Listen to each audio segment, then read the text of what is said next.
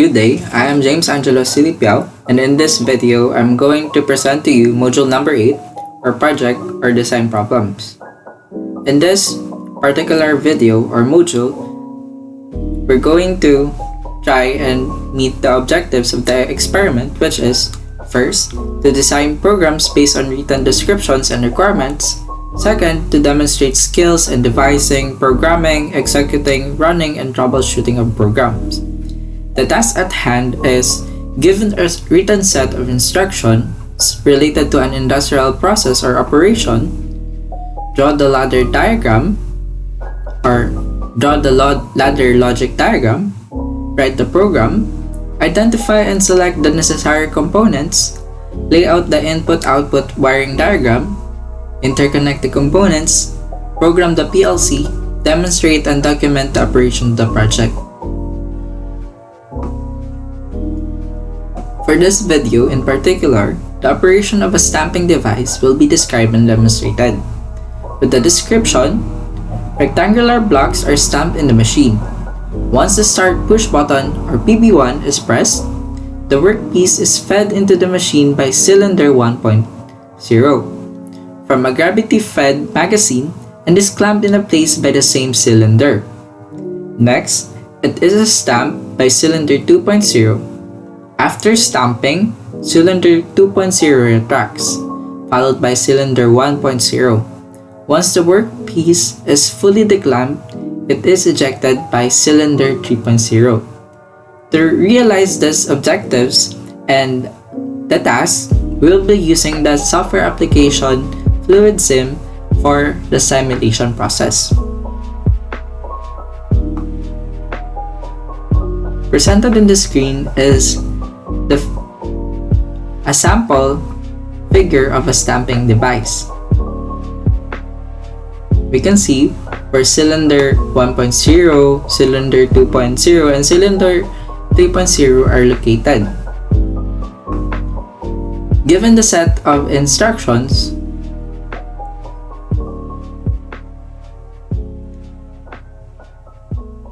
the electro-pneumatic wiring of cylinder was assigned, which is presented in the screen and will be utilized in the simulation of the program. Through the given set of instructions as well, we arrive at the input-output wiring diagram as presented in the screen.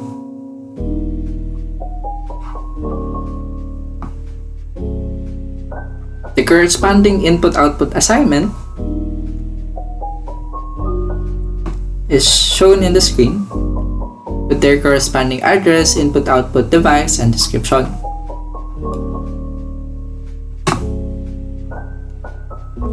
Concurrently, the PLC diagram that was conceptualized out of the given set of instructions is as well presented in the screen. Now, we're gonna try and test if the PLC diagram, input-output wiring diagram, and the electro-pneumatic wiring of the cylinder would meet and verify the description of the stamping device at hand. To start, we're going to open the simulation file in FluidSim. Here is how the stamping device looks like in the simulation software, FluidSim. So presented in the screen is the electro-pneumatic wiring for the cylinders, cylinder 1.0, cylinder 2.0, cylinder 3.0 that we will be utilizing for the simulation process or in understanding the stamping device. As stated a while ago, cylinder 1.0 will be used for the positioning of the device, and cylinder 2.0 will be used for the stamping, and cylinder 3.0 will be used for ejecting. The type of cylinder that we will be utilizing for this activity at hand is a double acting cylinder. And here is the configuration of the cylinder as presented in the screen.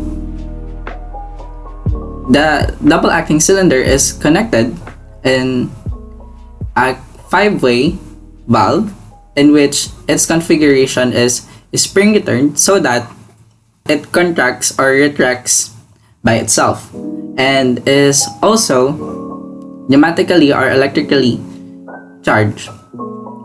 The 5-way valve is connected to a compressor air supply.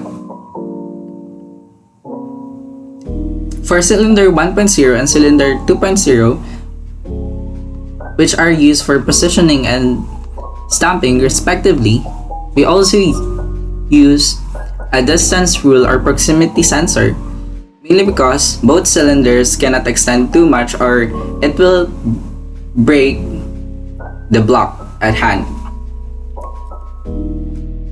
While for cylinder 3.0, there is no need to use a distance rule or proximity sensor, mainly because its only job is to eject the block after it has been stamped. So presented in the screen is the PLC diagram that we use in the simulation process. As we can see, connections of each components that was utilized. We can observe that an AND gate was used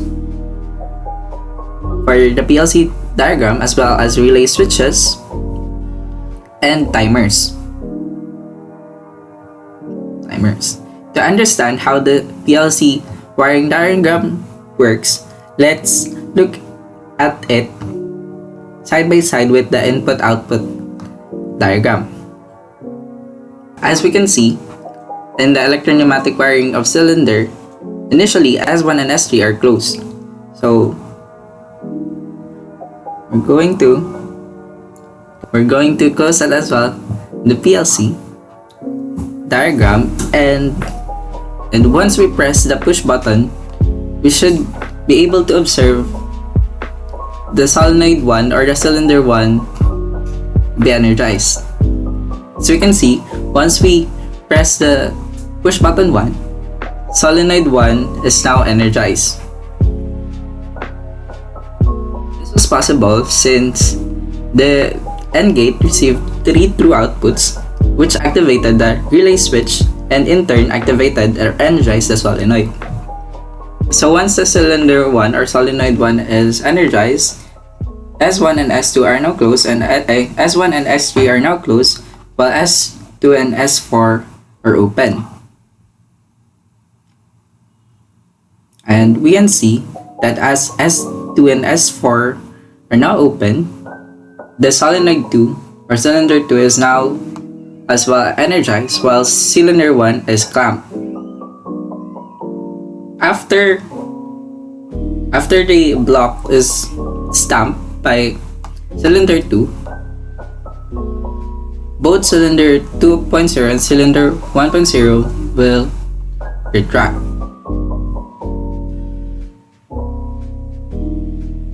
We can see that the cylinder 2.0 or solenoid 2 or solenoid 1 retracted, and after both solenoid 1 and solenoid 2 are retracted and the workpiece is now fully declamped, we can now start solenoid 3 to eject the workpiece. After that, the solenoid 3 ejects the workpiece. Just right below the electro-pneumatic wiring, we can see the input-output wiring. Now, given this simulation file, we're going to try and test whether it meets the given set of instructions or the objective of the experiment. To start, we're gonna select Start to start the simulation. Now, once we press the push button 1 or the starting push button, we should be able to observe the given set of instructions as mentioned a while ago.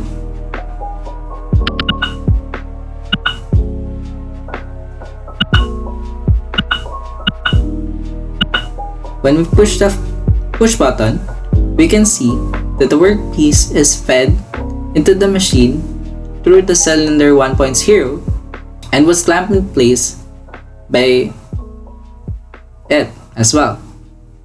We have also observed that after it was clamped by cylinder 1.0, it was stamped by cylinder 2.0. After stamping, cylinder 2.0 retracted, which was followed by cylinder 1.0. Then we have observed that once the workpiece is fully declamped, cylinder 3.0 ejected it. To demonstrate it one more time, we're going to press the push button again. The workpiece is clamped by cylinder 1.0, which is stamped by cylinder 2.0. Then cylinder 2.0 retracts, followed by the retraction of cylinder 1.0. And after the workpiece is fully declamped, it was ejected by cylinder 3.0. Again.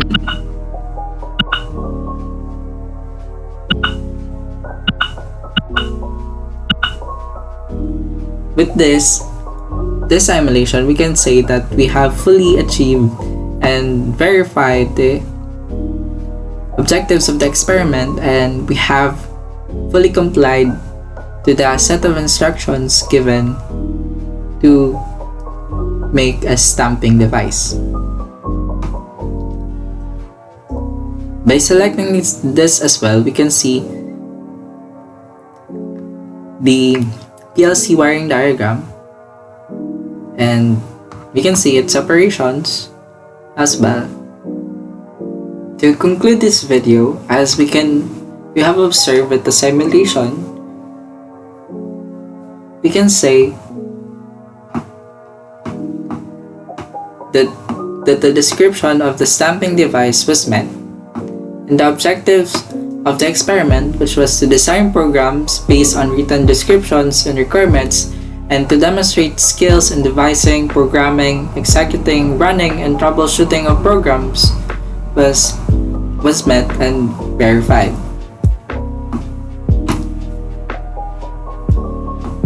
That's all. Thank you.